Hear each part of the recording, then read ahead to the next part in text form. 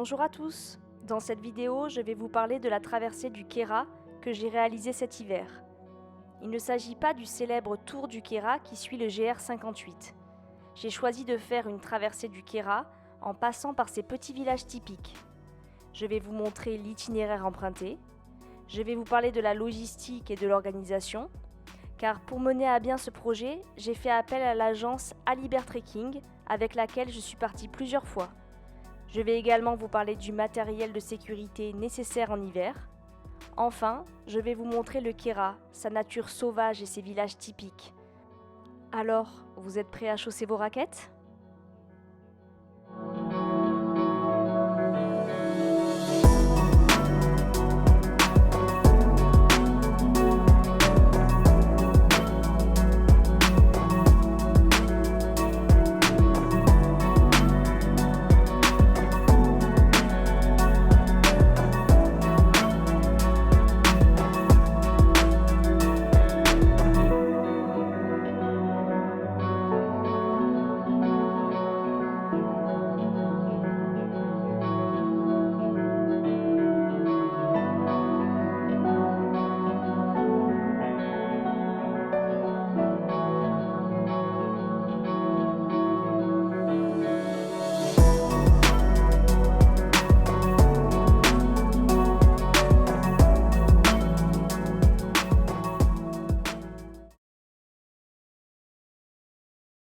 À Moulines ce matin et on part en direction de Châteauville-Vieille par le sommet du bûcher qui se trouve à 5 km de marche, soit environ 2h20, c'est ce qui est donné à titre indicatif.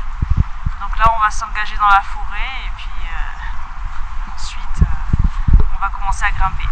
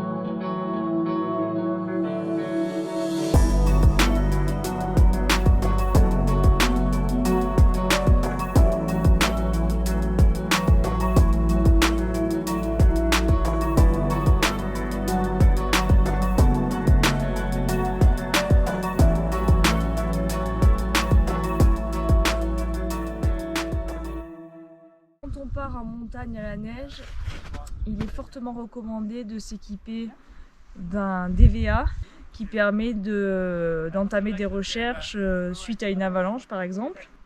Donc une fois que vous l'avez allumé et que vous avez vérifié que les piles fonctionnent, vous le laissez sur la première couche de votre vêtement et vous le laissez comme ça pour la journée. Il est fortement recommandé du coup d'avoir une pelle et une sonde parce que si vous devez rechercher quelqu'un et que vous n'avez pas un chien sous la main qui va gratter sous la neige, vous avez plutôt intérêt d'avoir une pelle. Le DVA a été caché quelque part, on va essayer de le trouver. Il faut savoir qu'un DVA de qualité moyenne, environ 250 €, va détecter un autre DVA à 40 mètres. C'est-à-dire que s'il n'y a aucun signal qui va biper, ça veut dire que votre DVA est trop loin. Donc voilà, il y a des DVA qui coûtent plus cher et qui vont pouvoir détecter un autre DVA à 80 mètres. Donc là, je vais activer mon DVA. Donc je vais le mettre en mode recherche. Il va émettre un signal. Et là, des flèches directionnelles devraient s'allumer. Plus le bip va être intense et être rapproché, plus ça veut dire qu'on s'approche de la bonne direction. Si par exemple je vais à l'opposé, vous voyez, les bips sont très espacés. on entend que l'intensité des bips se rapproche. Donc là, on en est à 32 mètres. Toujours dans cette direction. La flèche, elle donne cette direction. Peut-être que si je vais de ce côté, vous voyez la flèche, elle me ramène de l'autre côté. Ça veut dire qu'il faut que j'aille à droite. Là, il bip presque de manière continue.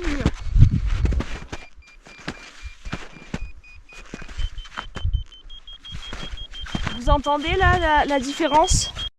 Donc là, je sonde. J'essaye de sentir s'il y a quelque chose de mou. Et je me mets à creuser.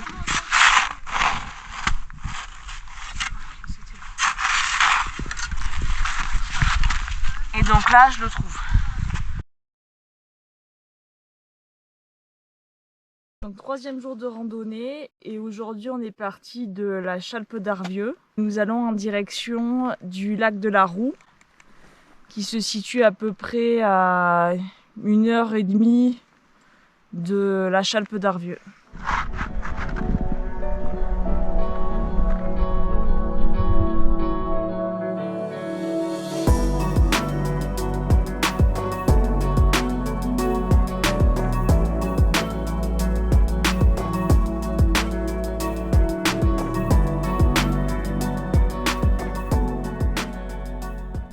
Faire un point avec vous sur l'agence avec laquelle je suis partie, l'agence Alibert. J'ai commencé à partir avec Alibert parce qu'en fait je ne me voyais pas partir seule dans certains endroits. Ça m'était arrivé, mais je trouvais que par moments ça pouvait être un peu dangereux, surtout en montagne. J'ai trouvé que c'était vraiment très très bien organisé. J'ai toujours été satisfaite de mes voyages. Parfois, on n'a pas forcément envie d'évoluer dans un groupe de personnes. C'est pour ça que cette fois, dans le Kéra, je suis partie en formule, ce qu'on appelle liberté. La formule liberté avec Alibert vous permet de partir soit avec des amis, en fait, vous constituez votre groupe, soit à deux. Et vous n'avez pas de guide sur place. Par contre, Alibert s'occupe de réserver tous les hébergements, organise la demi-pension ou la pension complète en fonction du séjour. Et les randonnées, nous avons un roadbook papier, alors c'est un carnet avec tous les descriptifs de randonnée plus les cartes. Et nous avons également une application GPS qui permet d'avoir toutes les randonnées sur le téléphone et de pouvoir se repérer en temps réel quand on randonne. Les séjours, ils peuvent être adaptés à votre capacité physique aussi, et ça c'est important parce que le but c'est pas de passer un séjour en tirant la langue. J'avais oublié de vous préciser quelque chose concernant la formule liberté. Nous devons changer d'hébergement presque tous les soirs. Nous portons nos affaires de la journée, c'est-à-dire le pique-nique, le matériel de sécurité, des vêtements chauds. Notre bagage à main, entre guillemets, où il y a nos affaires de change, sont transportés d'un hôtel à un autre par l'agence. Il y a un taxi Alibert qui vient nous chercher et qui nous amène au point de départ de la randonnée. Voilà, je voulais le préciser parce que c'est pas juste une réservation d'hôtel avec la demi-pension, chose que finalement la majorité des gens peuvent faire par eux-mêmes.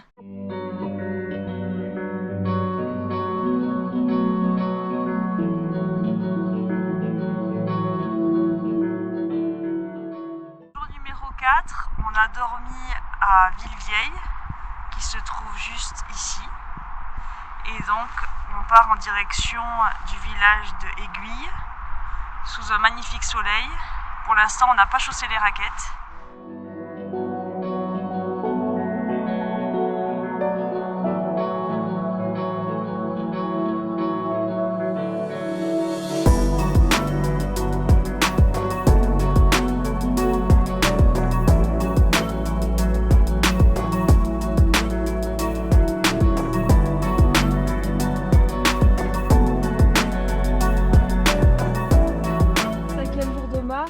On est parti de Aiguille, petit village bien sympathique, pour se rendre au village là, Lombard, qui se met à neigeoter et on a la primeur d'avoir un peu de soleil, donc les conditions sont pas si mal finalement.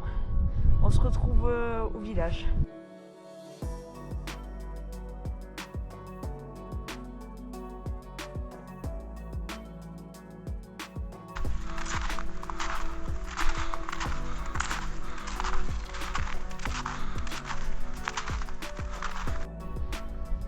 d'arriver au hameau de Lombard. Quelques petites maisons bien entretenues. Bon, évidemment, là, il n'y a personne. On a croisé 2 randonneurs. Je pense que c'est un lieu qui est assez fréquenté l'été, parce qu'il y a pas mal de belles randonnées à faire dans le coin. Donc on va s'installer pour manger sous le balcon. C'est joli de voir la petite église là-bas.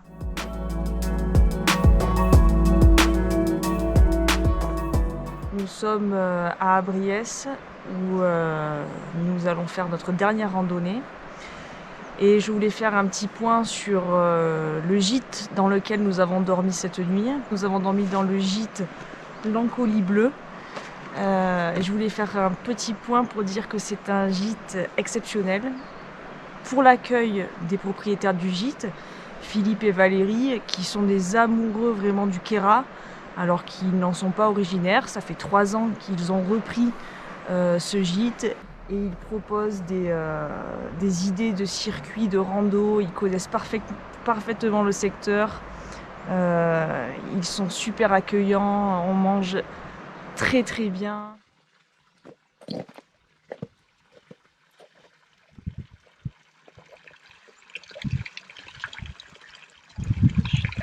On est au hameau Le Roux, qui est au-dessus de Abriès.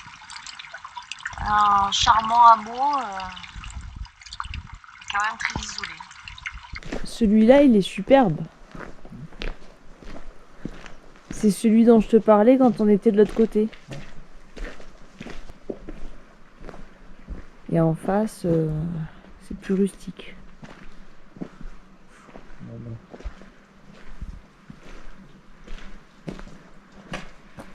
Je pense que là, Stéphane Plaza, il aurait beaucoup de mal à la vendre.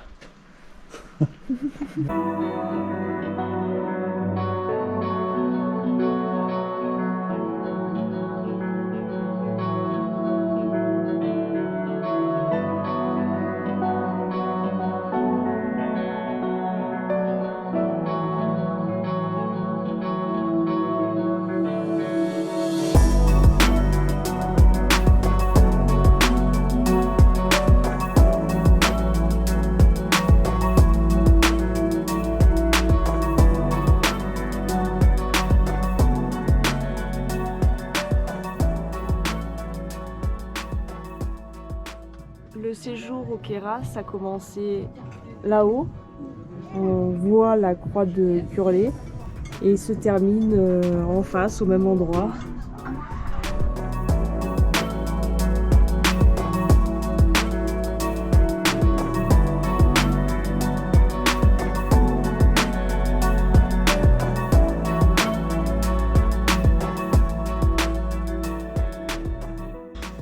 Comme je te l'ai expliqué hier, donc tu rentres dans le Queyras par Guillestre et tu as une artère principale qui s'appelle le Guil. Et tu remontes tout le Guil pour arriver jusqu'à Abriès.